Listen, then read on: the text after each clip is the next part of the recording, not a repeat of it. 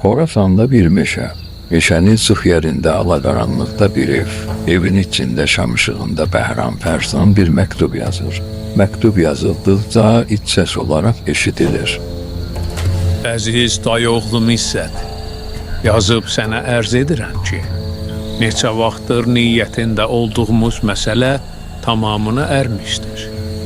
Sultan Əbu Səid, Sultan Həsənə qarşı böyük bir ordu toplamışdı. Tezliklə türklər arasında dəhşətli bir savaşın təməli qoyulur. Əgər hər şey arzuladığımız kimi gedərsə, bu savaşın qalibi olan gec-tez Osmanlı Sultanı Məhəmmədlə düşmən olacaq.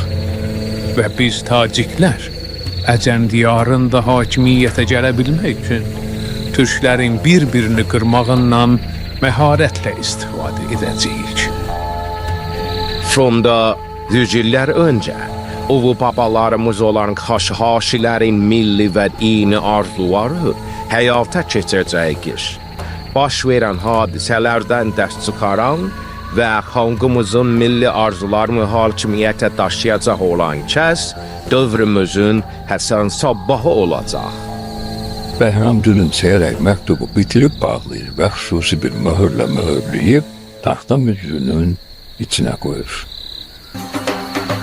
Qarabağ, ordu düşərkəsi, gecə.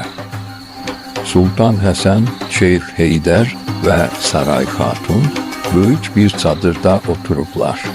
Çadırın içi zəif, şam ışığında aydınlanır. Oğul, cavansan, beynin hələ qandır. Hər şeyi ölçüb biçmək lazımdır. Çağır sərkərdələrini, yaxın adamlarını, ağsaqqalları, məsləhətləşək. Sənin bu döyüşün diri gözlü ölümə getməkdir. Yox ana, bizim başqa çıxış yolumuz yoxdur. Əgər Akboyunlu dövlətinin böyük bir imperiyaya çevrilməyini istəyiriksə, o zaman heç bir güzəşt olmadan Sultan Əbu Səidi məğlub etməliyik. Mən orada gördüm.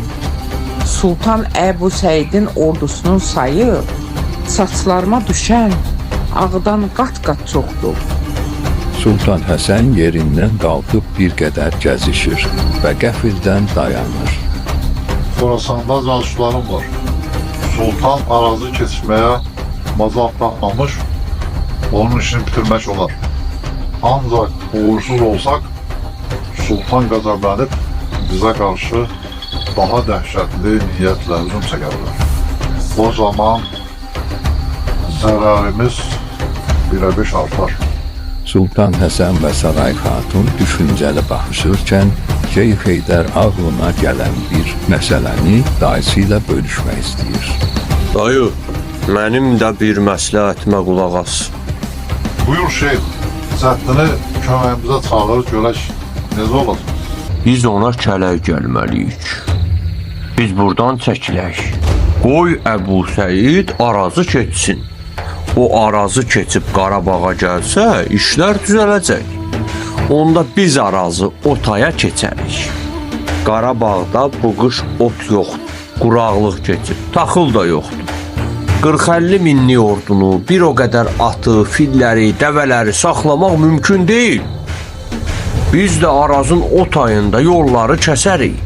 Əbu Səidin özü düşəcək o qolbağın arasına. Sultan Həsən nisbətən gülümsəyir və yerinə oturur. Sultan Həsən və Saray Xatun Şeyx Heydərin ağlına heyran qalırlar. Əhsən sana, Şeyx Səfiyyəddinin ulu nəvəsi. Maşallah, mən bəyəndim. Sən də deyirsən ana. Şeyx Heydər Sultanın onun fikrini bəyənməsinə sevinir. Saray Xatun da nəvəsinin bu fikrinə görə ona baxır və gözləri ilə nəvazişini bildirir. Çox ağıllı fikirdir. Əbu Səidə qalib gəlmək üçün bundan ağıllı yolumuz yoxdur. Arazın o tayına keçsək, Ərdəbil də bizim olacaq. Qoşunu elə Darül İrşaddan gələn ehsanla saxlayarıq. Hər gün yüzlərlə mürid gəlir. Onları silahlandırıb Qoşunun sayını artırarıq. Xorasandan gələn yolları kəsib, qoşunun bütün ərzaq yolunu bağlayarıq. Sultan Həsənin gözlərində sevinç vardı. Dəsbinə Xatunun çadırı. Dəsbinə Xatun və qızı Aləmşah bəyin çadırın içində dayanıb hökmdarı gözləyirlər. Sultan Həsən çadıra daxil olur. Həyat yoldaşını qucaqlayıb öpür və qızına yaxınlaşır. Mənim gözəl qızım, nəsə gözümə bir kef deyir. Yaqub saçımdan tutub tartıb. Deyir, sənin saçların niyə qızılıdır? Deyəydin, qızıldandır da, ha qardaş, biləməz. O qızının başını öpür və qaldırıb gözlərinə baxır. Birdən bir niyyət keçir içindən. Heydərin tədbiri baş tutsa, Aləmşah bəyimi ona biləcəyəm. Dəsbinə Xatun Həsənə elə baxır, sanki onun fikrini oxuyur.